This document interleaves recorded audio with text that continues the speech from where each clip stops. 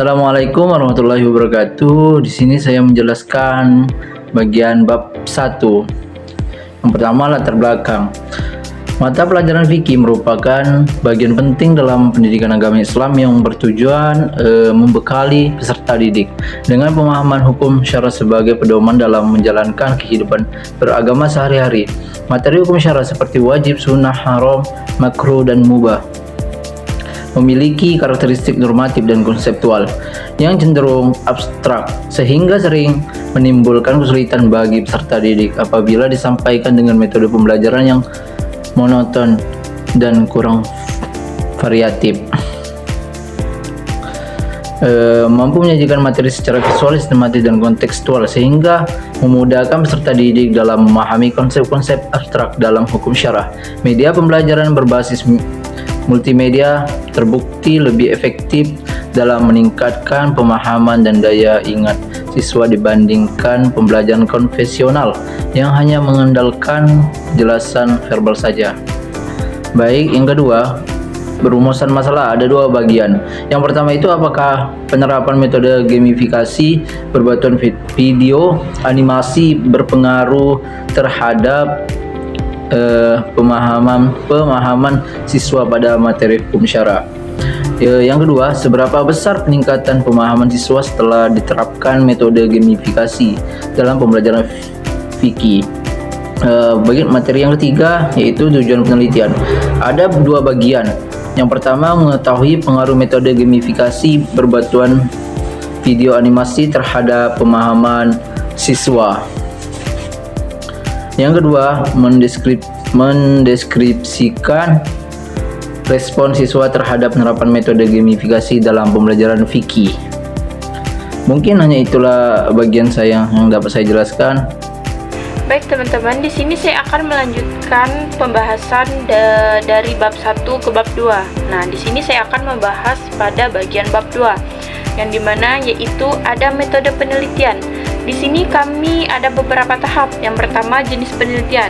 Nah, jenis penelitian ini kami menggunakan penelitian mixed method yang dimana campuran antara penelitian kuantitatif dan kualitatif. Nah, di sini kami itu memfokuskan dulu terlebih dahulu kepada penelitian kuantitatif, kemudian dilanjutkan ke penelitian kualitatif. Nah, lokasi dan subjek penelitian. Di sini kami melakukan penelitian pada sekolah di Man 1 Pangkal Pinang, yang dimana subjek penelitiannya adalah siswa kelas 12 yang berjumlah 30 orang. Nah, teknik pengumpulan data.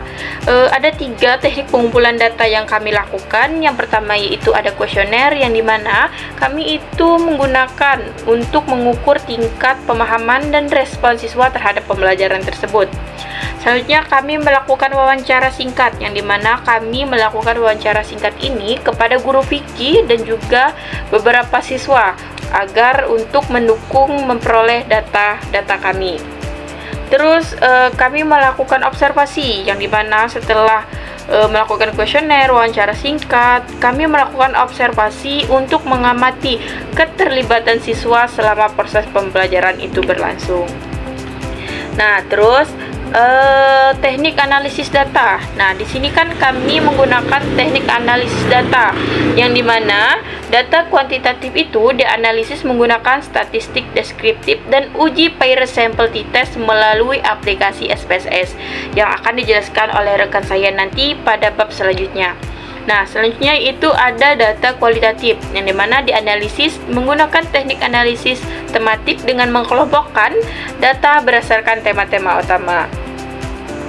Nah, itu tadi pembahasan mengenai bab 2 mengenai metode penelitian yang kami gunakan selama proses wawancara, observasi maupun penelitian yang kami lakukan. Selanjutnya saya akan beralih ke teman saya. Melanjutkan materi yang telah dipaparkan atau dijelaskan oleh rekan saya sebelumnya, yaitu pada bab 3 mengenai temuan kuantitatif. Nah, pada bagian temuan kuantitatif, penelitian ini secara khusus menganalisis perubahan pemahaman siswa sebelum dan juga sesudah penerapan metode gamifikasi berbantu dengan video animasi. Pengukuran ini dilakukan menggunakan desain pretest dan posttest terhadap 30 siswa di kelas 12 di MAN 1 Pangkal Pinang, sehingga perubahan yang terjadi itu benar-benar dapat dibandingkan secara langsung pada objek atau pada subjek yang sama. Berdasarkan dengan hasil statistik deskriptif, rata-rata skor pretest siswa itu berada pada angka 65,20. Nilai ini menunjukkan bahwa sebelum perlakukan pemahaman siswa terhadap materi hukum syara itu masih berada pada kategori sedang dan belum optimal. Setelah diterapkan metode gamifikasi berbantu dengan video animasi, rata-rata skor posttest itu meningkat menjadi 82,60. Nah, peningkatan sebesar 17,3 poin ini menunjukkan adanya perubahan yang cukup besar dan juga bermakna secara akademik.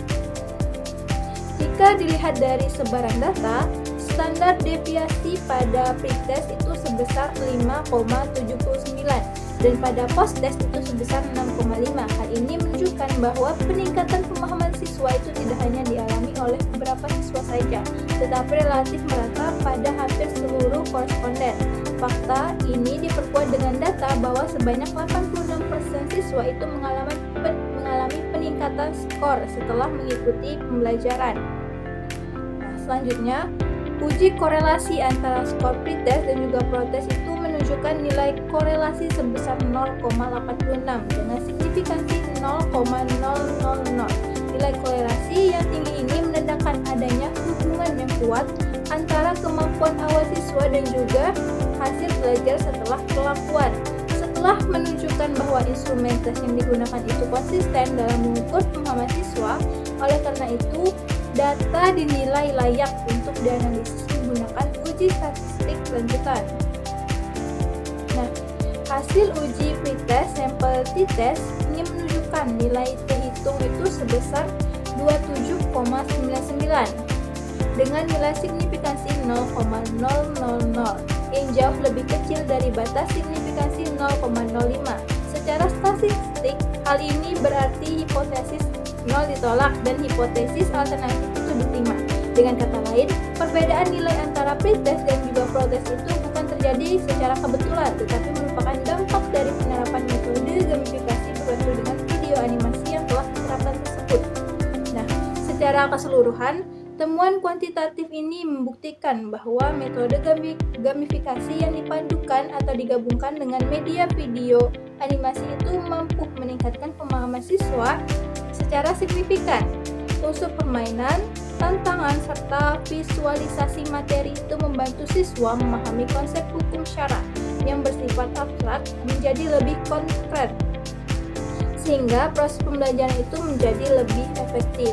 Nah, jadi peningkatan ini itu tidak hanya terlihat dari rata-rata nilai, tetapi juga diperkuat oleh uji statistik yang valid dan reliable melalui SPSS.